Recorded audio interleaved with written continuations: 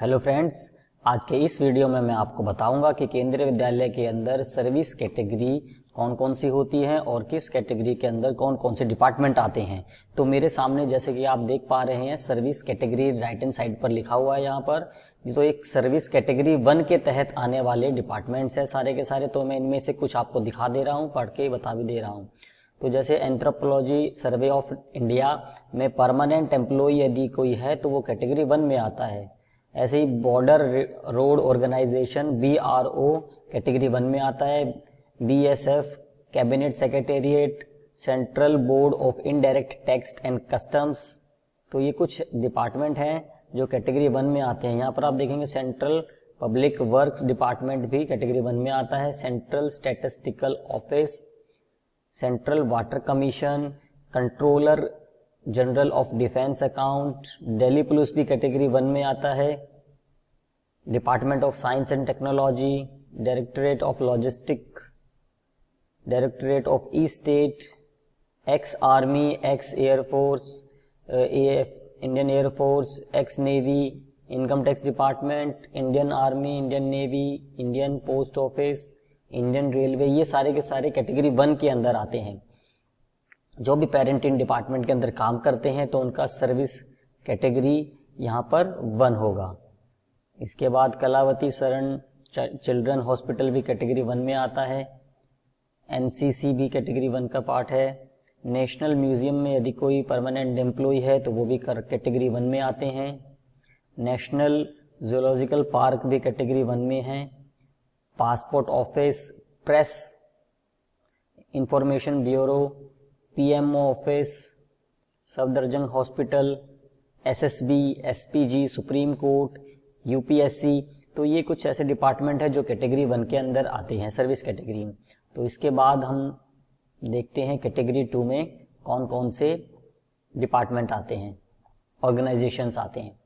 तो यहाँ से मैं इसको ओपन करता हूँ और कैटेगरी 2 को चूज करता हूँ। तो ये सारे के सारे कैटेगरी 2 में आने वाले डिपार्टमेंट्स हैं।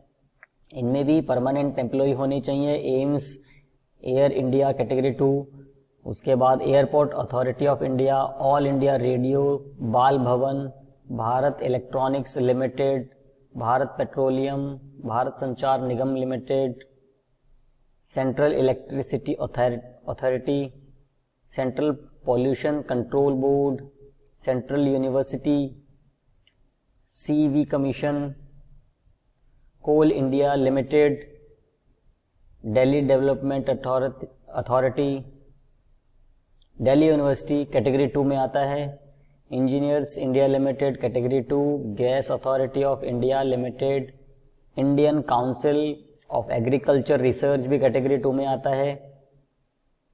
Indian oil corporation limited, IRCTC, ये भी कैटेगरी 2 में आता है। उसके बाद इग्नू यूनिवर्सिटी भी कैटेगरी 2 में। इग्नू डिपार्टमेंट में, इन सभी डिपार्टमेंट्स के अंदर परमानेंट एम्प्लॉय यदि कोई है तो वो कैटेगरी 2 के अंडर आते हैं। लेडी हार्डिंग हॉस्पिटल, केंद्रीय भंडार category 2, national book trust, national open NIOS national institute of open schooling भी कैटेगरी 2 में है।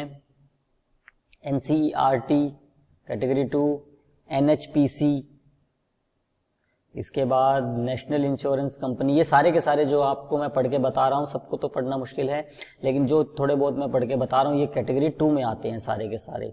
नीति आयोग में काम करने वाले डिपार्टमेंट ऑर्गेनाइजेशन में कैटेगरी 2 के पेरेंट है वो।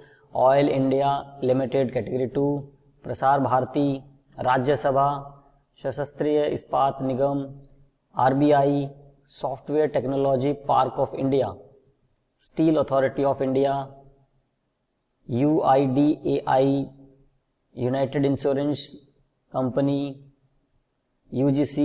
तो ये सारे के सारे डिपार्टमेंट हैं जो कैटेगरी 2 के अंदर आते हैं। इसके अंदर परमानेंट एम्प्लॉय होना चाहिए तो ही वो कैटेगरी 2 के अंदर माना जाएगा।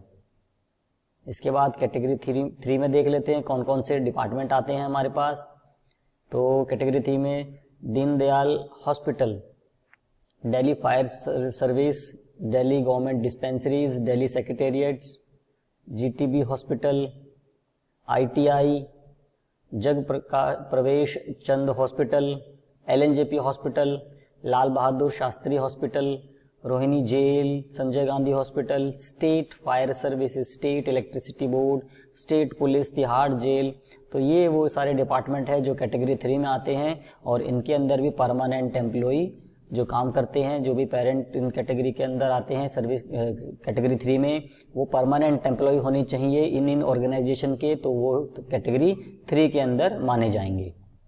इसके बाद कैटेगरी 4 में आने वाले डिपार्टमेंट्स,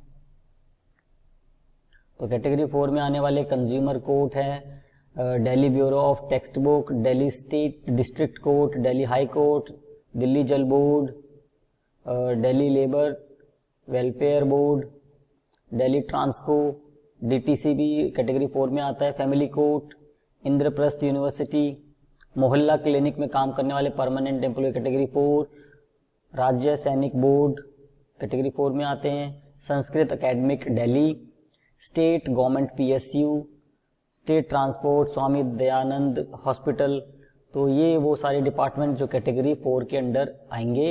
इन कैटेगरी के अंदर भी, इन डिपार्टमेंट के अंदर भी सारे के सारे जो एम्प्लॉय होंगे, जो पेरेंट होंगे, वो काम करते होंगे, तो वो परमानेंट होने चाहिए। इसके बाद कैटेगरी 5, कैटेगरी 5 में इनके अलावा जो बच जाते हैं वो कैटेगरी 5 में आते हैं, जैसे एडवोकेट है कैटेगरी 5 में आते हैं, आंगनवाड़ी में काम करने वाले एम्प्लॉई कैटेगरी 5, बिजनेस अगर कोई चला रहा है, खुद का अपना कोई बिजनेस है, BSCS में काम करने वाले, Bombay Subaran electric supply, contractual कोई एम्प्लॉय है तो वो कैटेगरी 5 में है, x CRPF, x Assam rifle, NSG, SSB, x BSF, x CISF, ये सारे कैटेगरी 5 में आते हैं। फार्मर कैटेगरी 5, LIC के एजेंट भी कैटेगरी 5 में आते हैं, गेस्ट टीचर कोई भी होगा किसी भी स्कूल में तो category 5, mother dairy Delhi category 5 में आता है, कोई भी प्राइवेट बैंक में काम करने वाला एम्प्लॉई या कोई भी प्राइवेट जॉब करने वाला जो भी एम्प्लॉई है, जो भी पेरेंट है, वो कैटेगरी 5 में आएंगे। Self employed private security agency के अंदर कोई काम करता है तो कैटेगरी 5 में आते हैं। Bharat scout and guide category 5। तो ये कुछ ऐसे डिपार्टमेंट के अंदर जो भी काम करता है पेरेंट, तो वो कैटेगरी 5 के अंदर इन सभी डिपार्टमेंट के अंदर आते हैं। होप आपको इस वीडियो में कोई डाउट नहीं रहा होगा। तो ये वो सारे कैटेगरी हैं जो कैटेगरी 1 से लेकर 5 तक मैंने आपको अभी यहाँ पर सारे कर दिखाए। तो एक बार मैं लास्ट में फिर से एक बार इस कैटेगरी सारे चूज कर लिए यहाँ से 1 से लेकर 5 तक। तो अगर आप किसी इन कैटेगरी में आते हैं और आपको सर्विस कैटेगरी नहीं पता कि 1, 2, 3 या 4, 5 में किस में आते हैं, तो यहाँ से आप इसमें से अपने डिपार्टमेंट को आप देख सकते हैं। इसमें वो सारे डिपार्टमेंट है जो KVS में जब आप फॉर्म अप्लाई करते हैं तो सर्विस कैटेगरी अगर आपको यदि मालूम नहीं है, आप किसी डिपार्टमेंट में काम करते हैं, तो सर्विस कैटेगरी आपको इजीली पता लग जाएगा। तो यहाँ से मैं स्क्रॉल करके सारे दिखा रहा हूँ, तो आप जिस भी कैटेगरी में एग्जिस्ट करते हैं तो उसका आप इजीली देख सकते हैं। तो वो ये सारे डिपार्टमेंट, इनके अंदर काम करने वाले, तो ये याद रखें कि आप अगर कैटेगरी 1, 2, 3 या 4 में भी हैं तो परमानेंट एम्प्लॉय होनी चाहिए उस डिपार्टमेंट की, उस ऑर्गेनाइजेशन के, तभी उस कैटेगरी के आप माने जाएंगे। अब यहाँ पर जैसे पोस्ट ऑफिस में काम करने वाला कैटेगरी 1 में आता है तो वो परमानेंट एम्प्लॉय होना चाहिए, परमानेंट पेरेंट होना चाहिए वहाँ पर काम करता हुआ। ये नहीं कि पोस्ट ऑफिस पासपोर्ट ऑफिस के अंदर काम करने वाला कोई एम्प्लॉय कॉन्ट्रैक्ट पर काम कर रहा है तो वो कैटेगरी 1 में नहीं आएगा, वो कैटेगरी 5 में आएगा। तो ये वो सारे डिपार्टमेंट मैं फिर से दिखा रहा हूँ यहाँ पर।